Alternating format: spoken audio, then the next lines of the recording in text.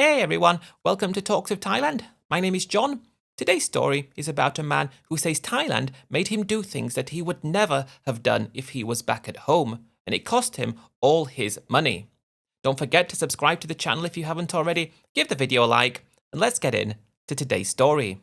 It took me 40 years to make enough money to finally be able to retire, yet it only took me 4 years for all that money to be gone, and I still don't know how it actually happened. Because if I look back, I don't feel like I spent a lot of money. I know how that might look, or what people might think about me. I bet there's going to be more than one person calling me stupid or idiotic or insane, or whatever else they may want to call me. I don't see it that way. I just see myself as a guy who got caught up in a life that I wasn't equipped to handle. And before I tell you what happened and how everything went so drastically wrong, Thailand made me feel like a different person. Thailand made me feel like I was who I was, yet a more refined version of that, a more successful version of that, a more outgoing and excitable version of that. That's why I like to think that what happened to me wasn't actually caused by me at all. It was caused by the Thailand version of myself, because in Thailand, I was somebody altogether different than I was prior to going there. I did things that I would never have done before, often doing things the exact opposite of how I used to do them, not knowing the damage that I was causing, and not knowing I was digging a hole so deep that once I'd finished digging it, there was simply no way to climb back out and escape. Thailand turns the best of us into shadows of our better selves. Thailand makes us do things we'd never do, feel things we'd never feel, and think we are someone we're not. I hope by listening to my story and understanding it for what it is, that it will help other people to not make the same mistakes I made or fall into the same traps that I fell into, because I can promise you it's no way to live in old age. Thinking back to every single extra shift I put in at work, every single time I stayed late at the office for that little bit of extra money, then coming to the realization that all of it was for nothing, all of it building towards a life that I lived, yes, yet that life became a life I can no longer live. As of now, I'm in a state of constant despair. Thailand changed me, but I didn't know it had changed me until I was already in way over my head. Thailand, to me, started out as just any other place I was going on holiday. This was back in 2011, and it was just a holiday that I was going on with my then wife and 2 kids. We had a fantastic time. I loved a lot about the country, but back then, it wasn't a place I thought about living. It wasn't a place I thought would become a big part of my life. In a way, if I look back at that time, I feel like the seeds of Thailand were firmly planted in my head, but they just hadn't had a chance to grow. I got married very young to my ex. She was my first girlfriend. I was her first boyfriend. I mean, that's what we told each other, until about 10 years later, she dropped the bombshell that I wasn't her first boyfriend. I wasn't even her 8th boyfriend, more like her 10th. Although I felt extremely betrayed, because it felt like my life was built on a lie, like my life was built on a false understanding of who my wife was, I wasn't about to get divorced and tear apart my family. She was the one that decided to get divorced and tear apart the family 2 years after our Thailand holiday. Whether it was that seed that had been planted in my head all of a sudden being awoken in a way that many people would describe as being subconscious, I don't actually know. Because while it took me time to get over the divorce, to get over losing a lot of the work and the time I put in throughout my life earning for the relationship, not to mention the money lost losing custody of the kids, I felt this deep down urge to just leave home for a month, get my head straight, and think about what I was going to do. This was 2013. My kids were still not of an age where they were able to leave home, so I wasn't thinking about leaving for good. I just needed to reset. I needed to unwind. And when I was thinking about where to go, I thought about lots of different places. I was very fortunate that throughout my life I had done a lot of travelling. I've been to 35 countries, and while lots of thoughts were passing through my head, Thailand was front and centre. I can't say why Thailand was front and centre. What was it about Thailand when I went with my family that was so good? I don't know. I would be getting excited about thinking about going to Japan or to India, two countries I also loved. I thought I loved them more than Thailand, but I still found myself booking to go to Thailand. To this day, I still don't know why I did that. I can't put my finger on it, I really can't. But about 3 months after getting divorced, after settling in to this very different life that I wasn't expecting to ever have to live, I was flying alone to Thailand, just to reset and think about what the future held. It felt very strange to be boarding the plane alone. I hadn't done solo travelling before, and I kind of expected my ex-wife to just show up out of nowhere and park herself next to me, but of course that wasn't going to happen. I even felt a small sense of guilt that I was going alone and my kids weren't going with me, but because she had custody of the kids, I wasn't yet ready to get into that kind of fight to try to take them away on holiday with me. I had no plans for Thailand other than just to enjoy myself, a whole month as well. I'd never taken that long out of work before, but I knew I needed to get time to reset. I left the house where I was renting, and for whatever reason it was, the thought of that house that was front and centre of my mind as the plane took off, thinking to myself, after all this time, how is it that I'm not even living in my own house anymore? I wasn't too bad off financially, given the fact that ever since I'd been with my ex-wife, we bought a very nice house when we were young that luckily, by the time we got divorced, was worth a lot of money. It was that combination of actually thinking long and hard about the situation with the house we sold, leading me to think about the situation with the house I was renting and how it felt like it was such a trap. The further I got away from home, as the plane got up to cruising altitude, it felt like I was flying towards freedom, flying towards opportunity, towards excitement, leaving behind this rigid, purpose-built structure designed to trap people in the machine of modern life. I was never a guy who thought like this before. I was always somebody who thought that if you went to school, studied hard, went to university and got a good degree, you'd be able to get a job which would pay for a great life. That was how I was brought up, and that's how it was for my generation. If you just did these little things, you would come out on top. Witnessing what was happening back then with my kids and understanding that they are going to school, doing what they're told, and doing a good job of it, yet by the time they go to university and get their degree and look for a job, the disconnect between what they would earn and what would be available to them would be so different to how it was for me growing up. The reason this is so important is because that's when I started to understand Thailand. It felt like Thailand was set up for people who didn't want to be a cog in the machine, for the people who didn't want to be sheep, blindly doing what they were told, blindly following what everybody else was doing. The problem was, even though they're following along and doing exactly what they're told to do, there's no guarantee that they're even going to be able to own their own house in the future. That was the first point when I felt a change in myself. At least the first change I can directly link to Thailand. I just felt this new lease on life come over me.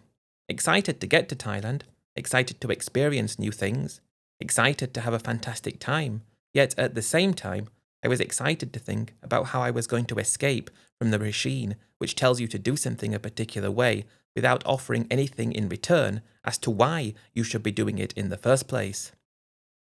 Amazing, but that was what Thailand did to me before I'd even arrived for the second time. I was 53 years old when I arrived in Thailand, and I had no idea what the next decade of my life would be like. If I did know, I wouldn't have even left the airport. I would have got the next plane straight home. I had no plans whatsoever for the month I was going to be in Thailand. I'd booked into a hotel in Bangkok just for 2 nights so I could get my bearings, and then from there it was my plan to take each day as it came. I can promise you one thing, not having plans is the best plan in the world. I was so used to rigidity, so used to structure, but being open to whatever I felt like doing on any particular day was life-changing. I stayed in a really nice hotel for those first 2 nights. It was right next to the Assault BTA station, not the same side as Terminal 21 but the other side. If I think about it now, It was the perfect introduction to Thailand. I'd never stayed in such opulence before, not because of budget, but because value for money had always been important to me. But now I wanted to enjoy Thailand in style and treat myself after all those years of diligently doing what I was told. I remember checking in and the staff being so friendly. The girl who checked me in was beautiful, and I knew that many people went to Thailand for the girls. Seeing her made me understand why. You have to understand that when I went with my ex originally, I never even looked at the girls. I was never someone whose eyes strayed outside my marriage. I noticed a few women at home for the first time since getting divorced, but it was in Thailand where I felt a much stronger attraction to the girls there. I'm not wanting to be offensive towards Western women, because that's simply not who I am, and this is only my personal opinion, and people are free to disagree with me. I felt in Thailand the girls were a lot more feminine on average than women back at home. Of course, there are levels to this, and it's a very broad statement, but I am talking about as an average. The reason I talked about her was because when I was on the way to the hotel, I wasn't really thinking about the girls in Thailand. I was just thinking about myself. I saw her, and then I started thinking that perhaps I could meet someone. Nothing serious, but maybe just spend a week with someone and have a holiday romance in Thailand and live a little, because that's what I was there for. After checking in, I went up to my room, dropped off my bags, and I had a fantastic room, quite high up, and the view out over Bangkok was one of the best views I'd ever seen.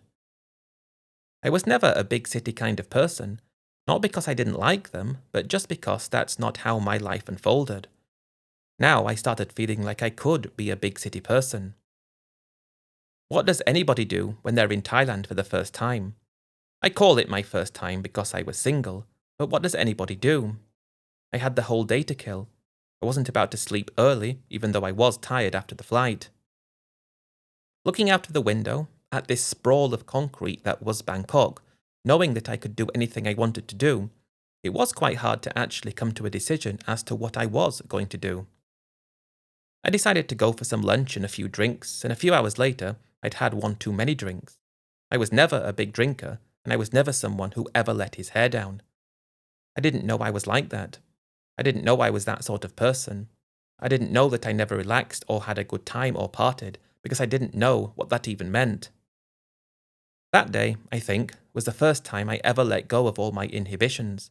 The first time I just lived without worrying what anybody would think about me, without worrying that I was doing something wrong. By evening, already more drunk than I'd ever been for such a long time, I stumbled into a little bar about halfway up Sukhumvit Soy 11. You probably know which one I'm talking about because there aren't many bars on that street, one of the chains. I stumbled in and ordered a drink, and all of a sudden I could see a link between my old life and my new life. Not that I knew it at the time, but I was going to be living a very different life soon. When a girl came and said hi to me, I could hardly understand what she was saying, but when that happened, it felt like there was no turning back. Before long, I had 3 girls sitting next to me, each one drinking a drink that had been added to my tab. That was my first time in a bar in Thailand, at least one that was set up that way, and I didn't even know that the drinks the girls were having were charged more than my drink. This is what they call a lady drink in Thailand, where a girl that works in the bar comes over, and in exchange for talking, you buy her a drink, and she gets a commission on every drink she gets. Things can progress from there. Perhaps you might leave the bar, or perhaps it might have just been drinks.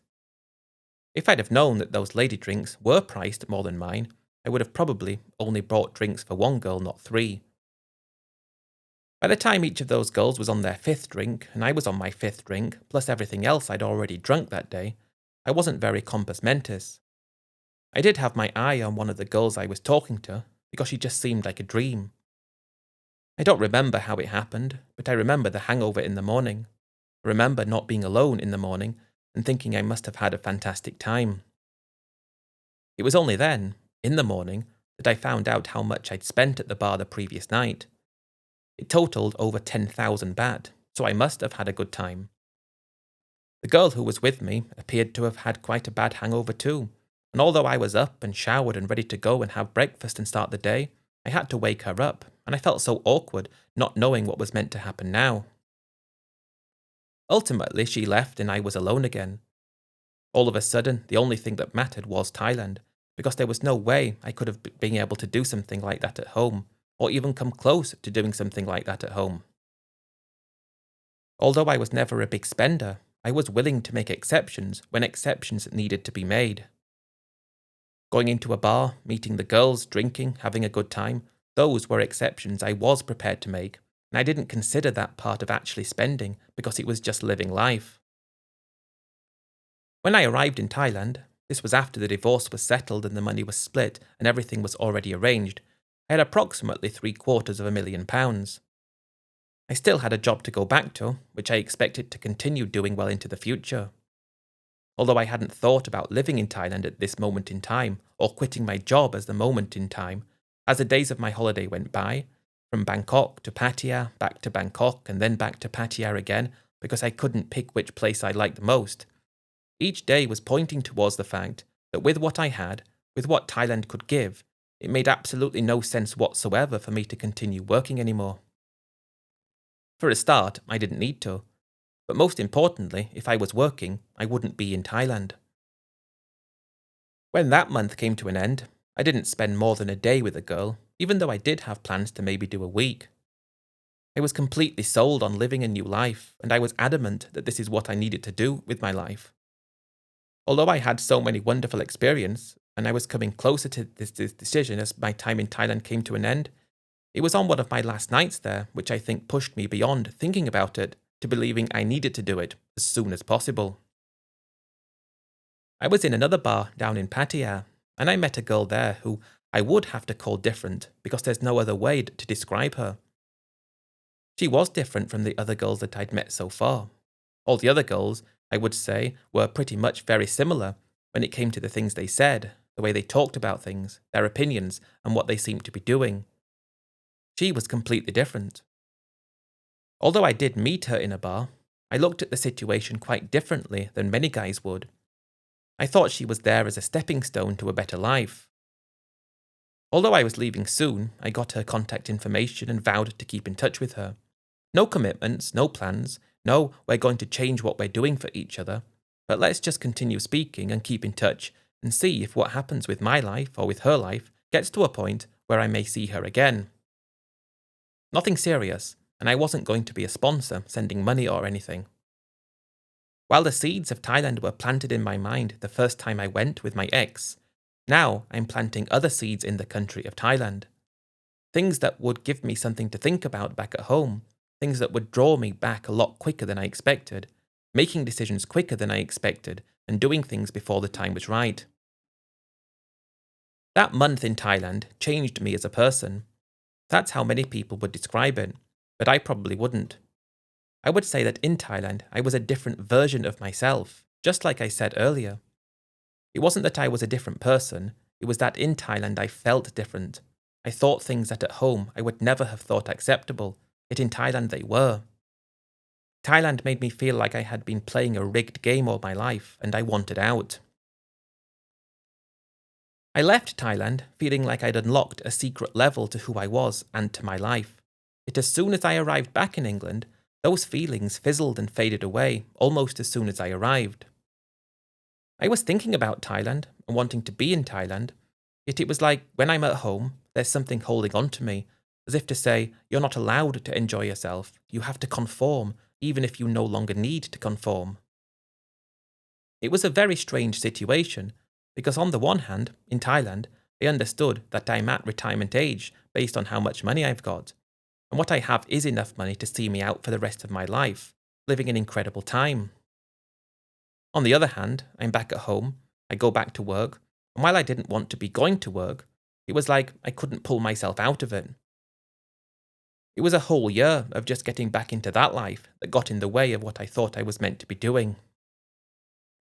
My youngest turned 16 during that year, and he took everything I'd said about life and how things change and how it's more difficult to get ahead by working a normal job than it used to be.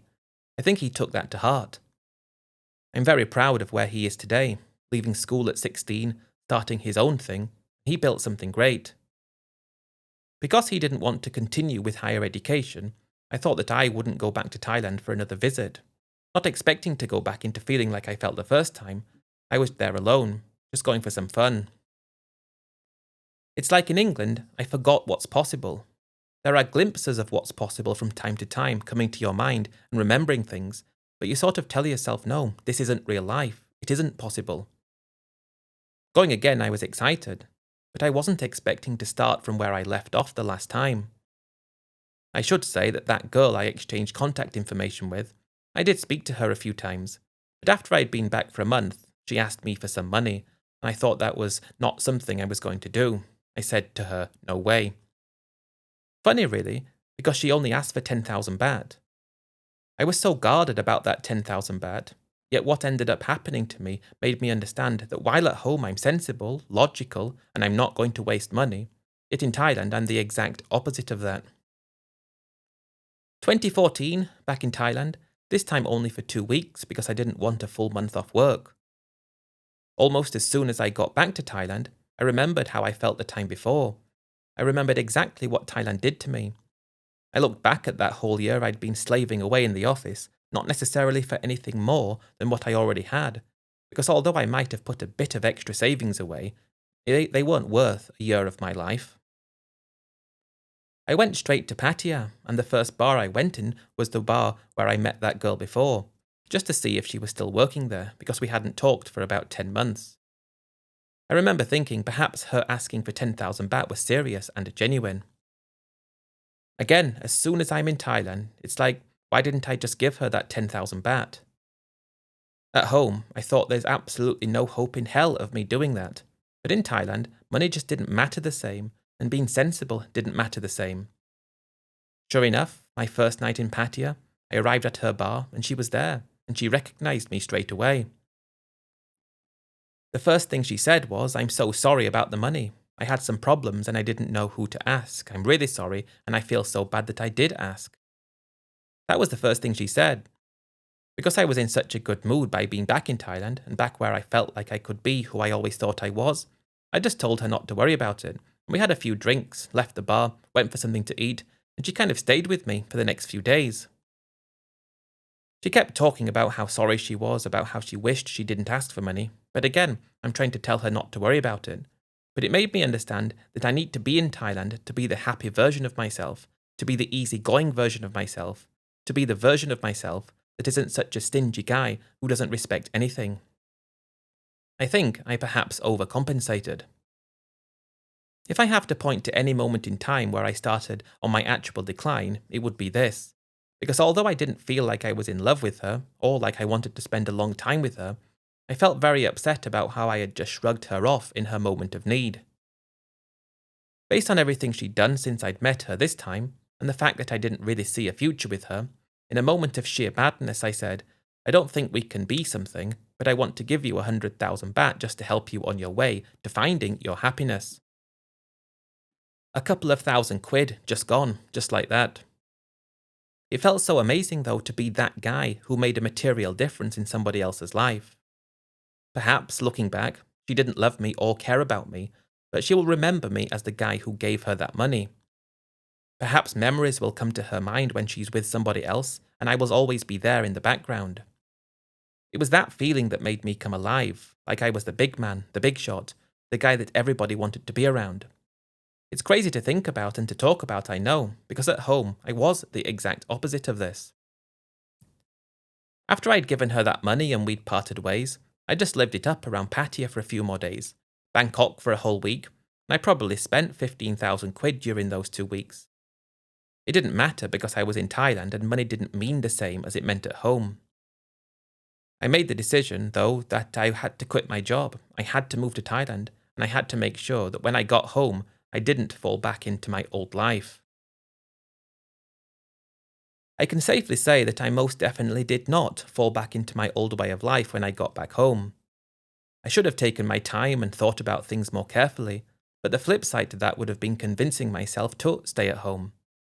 That would have been so much better for me, I do know that, but at the time it felt like a fate worse than death. I had planned everything, I had everything ready, and I just had no idea that I as a person would do the things that I did not too far in the future.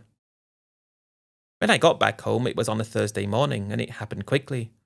I flew into London, where I got the train 3 hours north to my town, and it was like the train dropped me off at the station, and without thinking about anything else, I walked for about 10 minutes from the train station to the office where I worked, and I handed in my notice right there and then. They tried to get me to change my mind, but I still felt like I was in Thailand mode, and I didn't want to get out of that mode even for a second, so that was it. I quit my job on the spot, and then it was a case of feeling like I was already set up to be able to go to Thailand when I wanted to go, which was as soon as possible. No hint of a lie, I was flying back to Thailand 5 weeks after I returned home. In terms of savings, I had about £720,000. That hurts when I say that out loud. £720,000. What sort of idiot would blow through that? Well, that's not really a question I should be asking because I would. I just didn't think I would. The place I wanted to live more than anywhere else was Pattaya. I loved it there. It was the best place in the world for anything, and all my plan was just to live a normal retired life. I didn't expect to get carried away. I didn't expect to do the things I did. I just expected to live a normal life.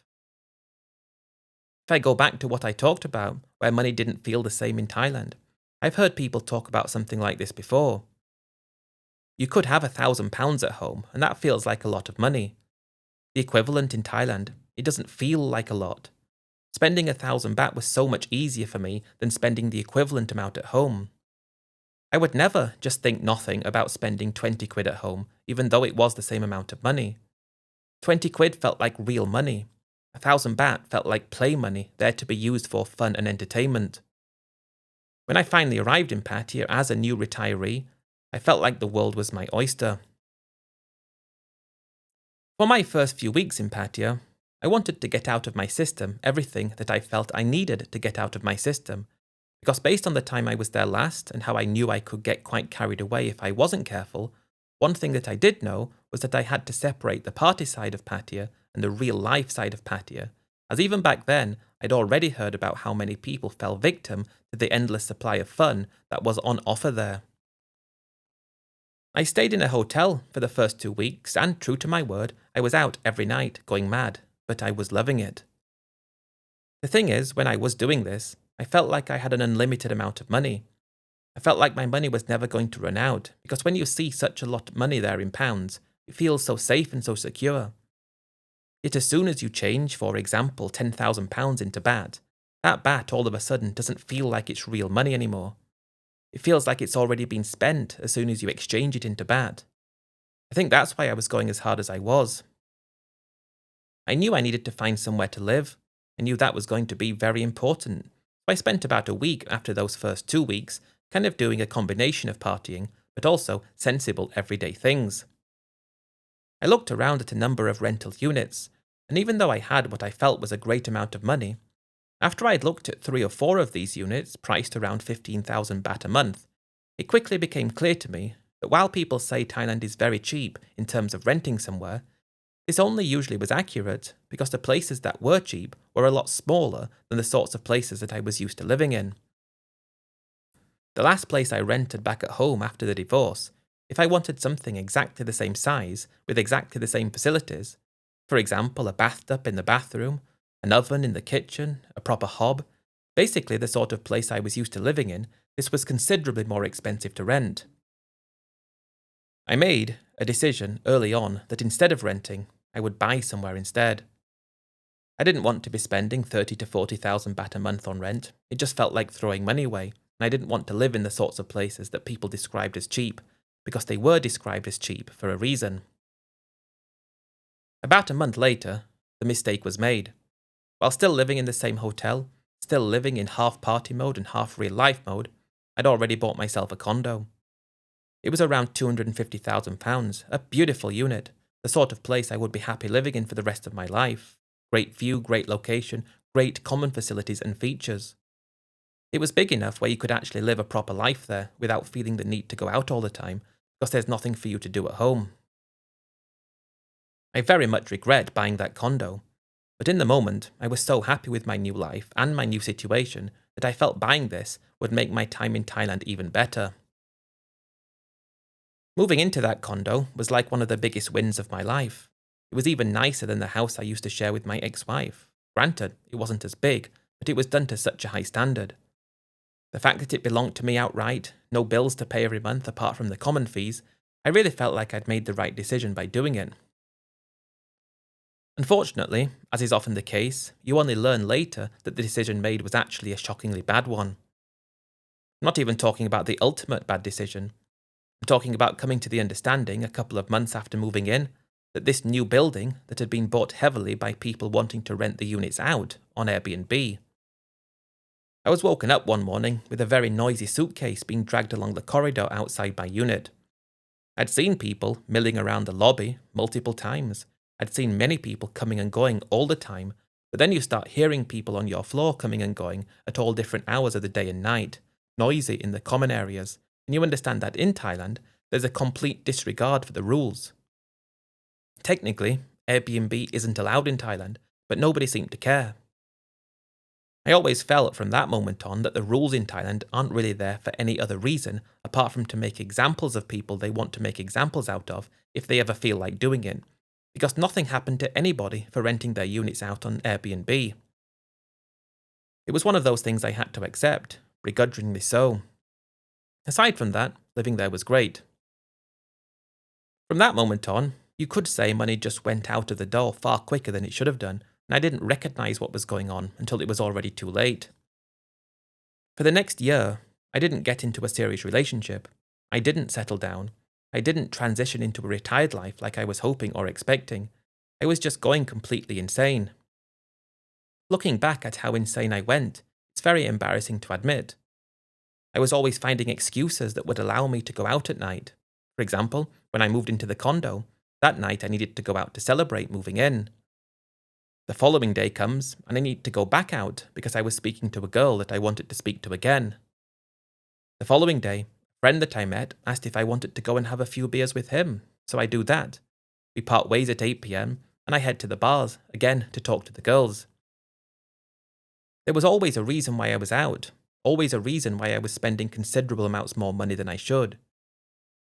If I say, over the next year I spent approximately £150,000 around Pattaya, many people would shake their heads saying that's simply impossible. Unfortunately, entertainment in Thailand can get very expensive if you're indulging at the levels that I was indulging at. Mistake after mistake was being made by me in my new retirement. If I paint a picture of what a typical day might be like, one where I spent more than other days, this wasn't an everyday thing, but I would wake up at a normal time. Maybe read the news, go for a bit of a walk and have a cheap lunch. So far, I probably haven't even spent 200 baht and the day is getting off to a good start. Then 3 or 4 p.m. comes and I head to have a few beers by myself in a bar where girls don't work, just to ease my way into the day. Perhaps I only spent 200 baht there again. Then again, the budget isn't being blown. It's when evening comes around and you go into a bar where the girls work, when, aside from your own drinks, you're buying drinks for the girl that you might want to talk to the most, but maybe 2 or 3 or even more of her friends are having drinks, but they're all having 5 or 6 drinks each, plus games of pool. That adds up to quite a lot of money. Then I'm already drunk by this point, I'm in the mood for a delicious meal. There are a few great steakhouses around Pattaya, and steak was what I wanted to eat when I was in the mood. That's a couple of thousand baht there, probably a bit more. Then it's repeating the bar experience that you had before the steak one more time, and that's multiple thousands more. Then, perhaps you like a girl and end the night with her. No hint of a lie, some nights I spent £1,000. Well, I suppose every little thing that you were doing was cheap. When it all added together, it wasn't cheap at all. And I think that's the illusion of Thailand that many people aren't aware of. The whole thing really is an illusion. Because okay, you might be in a bar. If you only speak to one girl, buy her a few drinks, go out to eat a nice cheap meal with her, and whatever else comes after, okay, that's not too much. If you're going to the extreme, if you want to be that guy like I thought I was, like I thought I needed to be, you can go wild. I was too happy with how things were going, too content with my new life, looking in the bank at how many pounds I've got, thinking it's fine, I've got more than enough money to last forever. Then looking at the money I've transferred into Thailand, which is in baht, and not seeing it and valuing it in the same way as I did pounds, and just blowing through it like it was nothing. The only reason I was able to get out of this, at least for a little bit of time, was because after that year, my 2 kids were coming to visit, and I wasn't going to be one of those sorts of dads who would take them around the bars of Pattaya, because although I'd seen other guys doing that with their sons, I wasn't about to do that. I suppose that was when I had my first chance to look at what had happened when I wasn't really paying attention, when I was just spending money like there was no tomorrow. At that moment in time, that's when I realised I only had about 320 grand left. It still felt like a lot, but even still, what was I doing? I was going wild, but I just didn't know I was.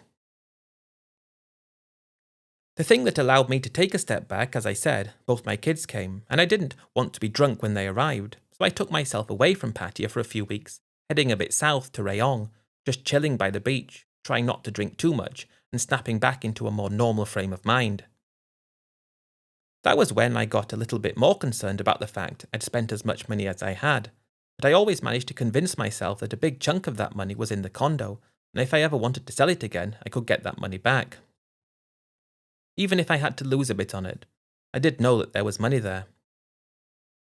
Those 2 weeks I spent in Rayong made me understand just how cheap Thailand can be if you're not indulging in that very particular thing that many people go to Thailand for. If you're just staying in a cheap hotel, going to eat normal food in a normal restaurant that's not high-end Western, you can get by very well, even in holiday mode, for 60 or 70 quid a day, which is quite a lot less than the £1,000 I was spending some days back in Pattaya.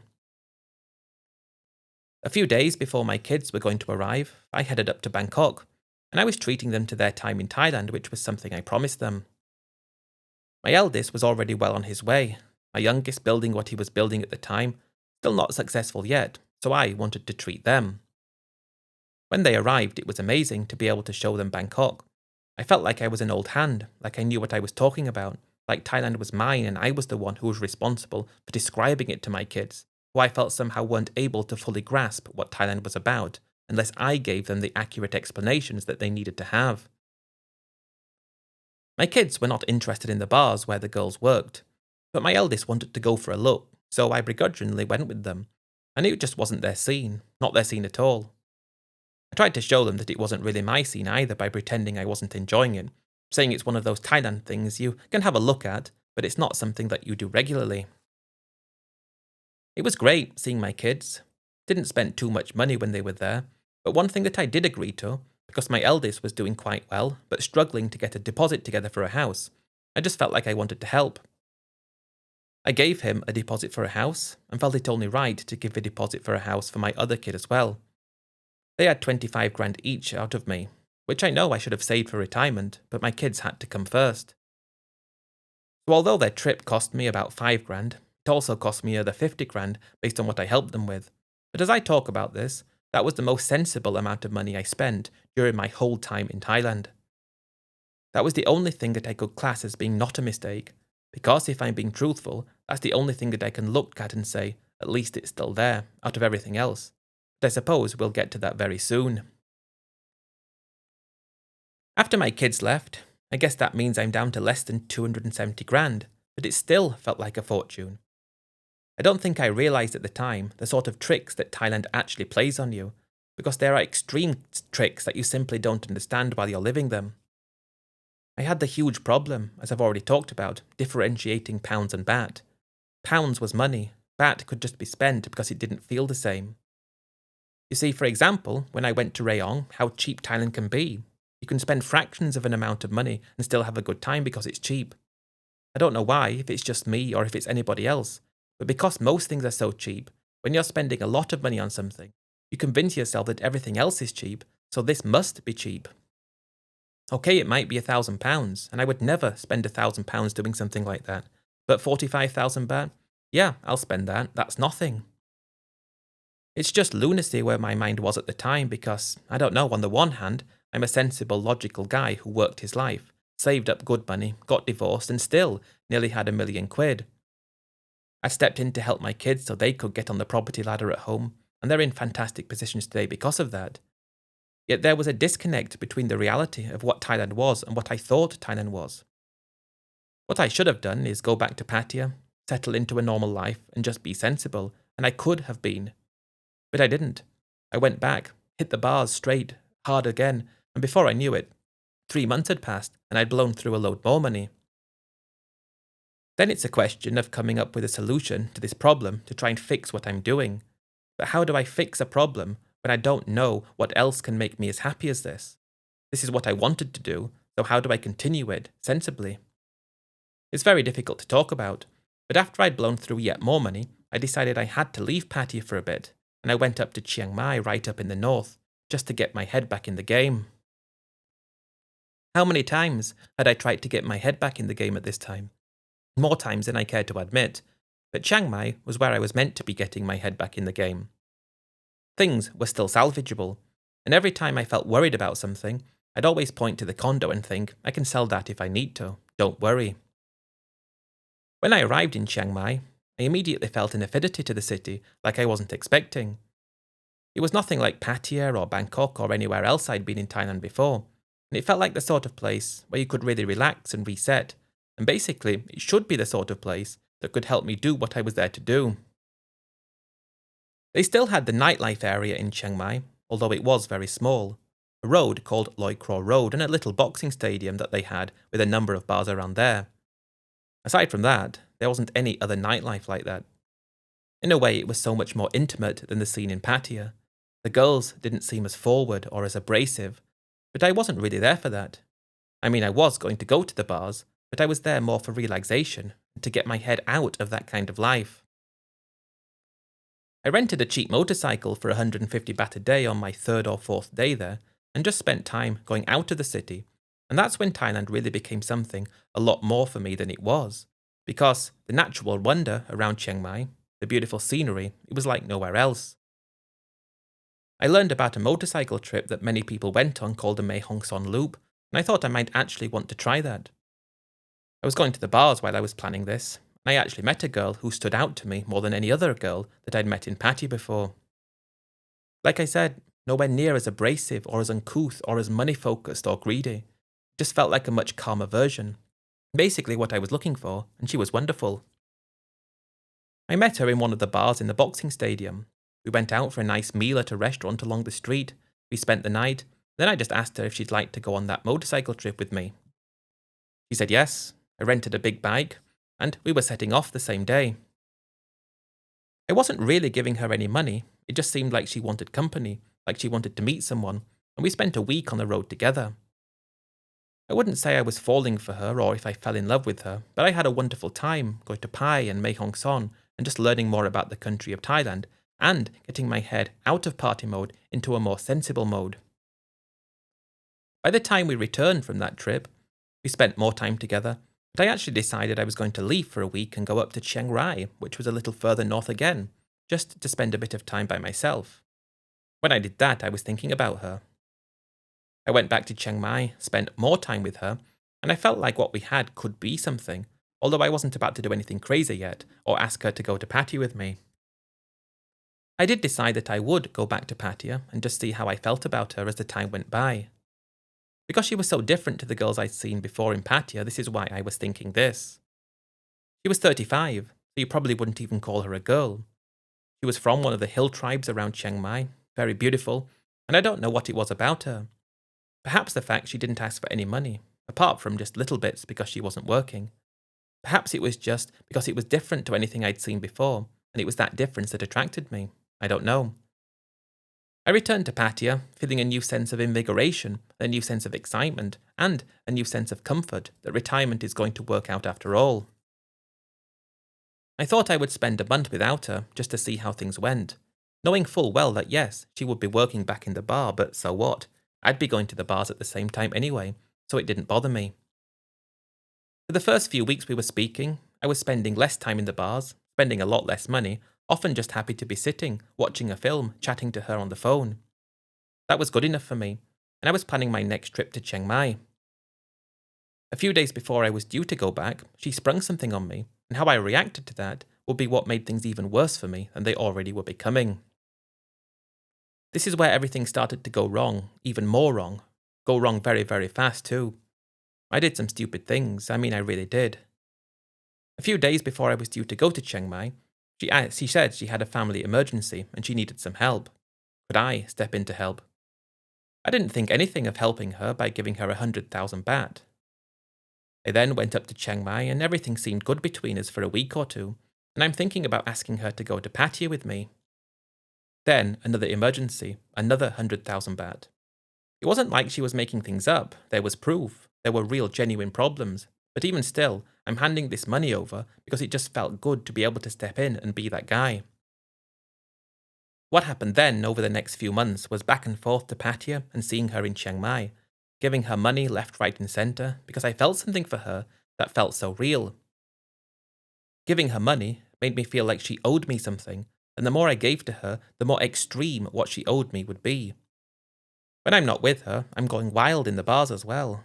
And the thing is, I'm spending so much more money in the bars, that's why I'm able to justify giving money to her, because even though it's a lot, I'm trying to tell myself, if I can get in good with her, it's still so much cheaper than I spend all the time when I'm out, because I liked to ring the bell in the bars. I liked to buy drinks for multiple girls, I just couldn't help it. Even though I'm blowing through, I think my worst week was about £10,000. I'm getting to the point where I think our relationship is getting a lot stronger, a lot better, and it's costing me money, yes, but eventually we're going to be together. It was going to be, I think, my 5th trip up to Chiang Mai where I was going to ask her, let's move in, let's live together. I'd already given her so much money that I thought it was going to be a given. When I asked her, and she said she didn't want to move to Pattaya, and I said, what about if I live in Chiang Mai? And she said, no, I don't really want to live with you. I like you, but let's just be friends. That's when I felt so depressed, because I didn't want to lose all that money I'd put into it, and I felt like if I was still with her, I wouldn't have lost that money. I know that's crazy and it doesn't work like that, but that's how I thought. Instead of just writing it off and thinking you don't need anyone, stick to yourself and everything will be good, I went wild again after that relationship ended. Before long, given how crazy I'd been and how much money I'd spent, I started thinking that I needed to sell my condo. I put my condo up for sale and hoped it would sell and convinced myself that I can continue doing what I was doing, because when it did sell, that would be when I finally settled down. I felt devastated by what had happened with that girl in Chiang Mai. I felt like it was going to be something real and I just needed to drown out my sorrows. When the condo sells, that's when I'll calm down. I'm trying to get out what happened here because it's too painful to talk about at any real length. But because the condo is now for sale, I was good with being crazy and spending money that I shouldn't have been spending at the rate I was spending it. What happened from then until everything went wrong stretched out over, I would guess, approximately the next 2 and a bit years. I continued going wild for the first few weeks after I understood I wasn't going to be with that girl from Chiang Mai. I was continuously trying to call her and get her to change her mind, hoping she would, but she never did. That made it even worse, and I was drinking more than I should have been, going even crazier than I should have been, spending even more money than I should have been, just telling myself, when the condo sells, everything will be okay. The problem is, the condo isn't selling, and I put the price down. It doesn't sell again, and I put the price down again. It got to the point when it was listed at 70% of what I paid for it, and it still wasn't selling. My money's running very, very thin at this moment, because I'm just being stupid and I can't control myself. Eventually, the condo did sell for 62% of what I paid for it, just in the nick of time, because if I didn't sell it, I would have run out of money, and that would have been it. Instead, though, of doing what I should have done, looking at where I was and how bad the situation was, and coming up with a solution that could have salvaged some form of retirement that wouldn't have been anywhere close to the retirement I should have had, but it would have still been doable.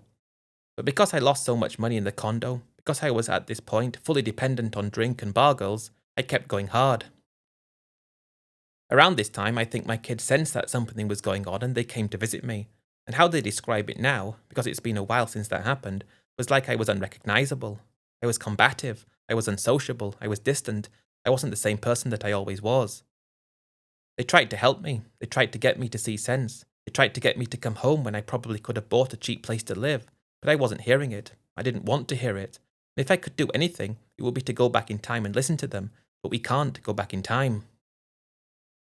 Eventually, all the money was gone, all of it, and that's when it became apparent what I'd done. When I could no longer go for a drink to make myself feel better, no longer continue what I was doing. It's like I'd been attacked from multiple angles all at once. and I was having self-destructive thoughts, which is very embarrassing to talk about. Ultimately, though, my kids stepped in to help. They got me back home. My youngest put me up in his place, the one I'd helped him out with the deposit on, and while it took a very long time to feel normal again and feel right again, when I did feel right, the fact that both my kids stepped in and paid back the money I gave them for the deposit on their places to help me get back on my feet just goes to show that that was the only money that I spent that was actually something I should have spent. They helped me in my moment of need, and they helped me get back on my feet. It's been a long road since then, many ups and many downs. But the thing is, what happened to me, I saw happening to other guys that were in Thailand at the same time. So many people go to Thailand and spend so much money, not understanding what they're doing, not understanding that they're being crazy, not understanding that they're running their own lives. There are guys probably in Thailand right now, a couple of £1,000 away from complete devastation. The thing is, they don't know they're so close to devastation until it's already too late. Maybe they do. Deep down, I think I knew I was close to devastation. I just didn't want to admit that I was, because that would have been very terrifying to have to admit. Hundreds and hundreds of thousands of pounds I spent across approximately 4 years. Lost a load of money on the condo, probably 100 grand on that. It would have sold for more if I could have waited, but I couldn't. My craziest week was probably £10,000 spent, like I said. Not all weeks were like that. Sometimes I spent a lot less. And while most of the time I didn't want to be doing this, 1% of me was able to convince the 99% of me at a very specific time when I had very specific feelings that doing what I wanted to do wasn't going to cause me any problems. It was that 1% of me that caused all the problems in the first place, the Thailand version of myself. If you are that way inclined like I am, and self-control doesn't come naturally, I would say avoid Thailand at all costs, because if you don't, you could end up like me, and I can promise you, it's not worth it. Thanks for tuning into today's story, guys. Really do appreciate it. If you're interested in exclusive content from both Thailand and the Philippines, please check out my Patreon. The link is in the description. Patreon is going to be the place where I'll be able to continue bringing human stories to you well into the future. Cheers, guys. Thanks for watching, and I'll catch you in the next story.